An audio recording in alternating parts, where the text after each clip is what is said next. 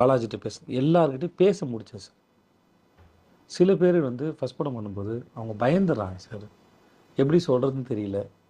இல்லாட்டி வந்து தலையீழா எடுத்துக்கிறாங்க. அம் அத எப்படி புரிய வைக்கிறதுன்னு தெரியல. அதனால எனக்கு இப்பதான் ரீசென்ட்டா கொஞ்ச நாளா பயம் வந்தது. ஃபர்ஸ்ட் ஃபிலிம் டைரக்டர் ஒரு படம் பண்றது. கொஞ்சம் நெறையாவே பயம் வந்துச்சு. நான் நெறைய எனக்கு தெரிஞ்சு நான் ஒரு 20 பேருக்கு மேல வேலை பார்த்துருப்பேன்னு நெனைக்கிறேன். First film directors. அதில ஒரு சிலர் வந்து அந்த டெசிஷன் மேக்கிங்கில அந்த மாரி சில பேர் வந்து அவங்க நடந்துக்கிட்டது, அடமெண்ட்டா இருக்கிறது. அ அ சில சமயம் தப்பா கத்துக்கிட்டு வந்துர்றாங்க. டைரக்டர்னா அடமெண்ட்டா இருக்கணும் அப்படின்னு நெனச்சுட்டு வந்துருது. அப்படிலாம் இல்ல.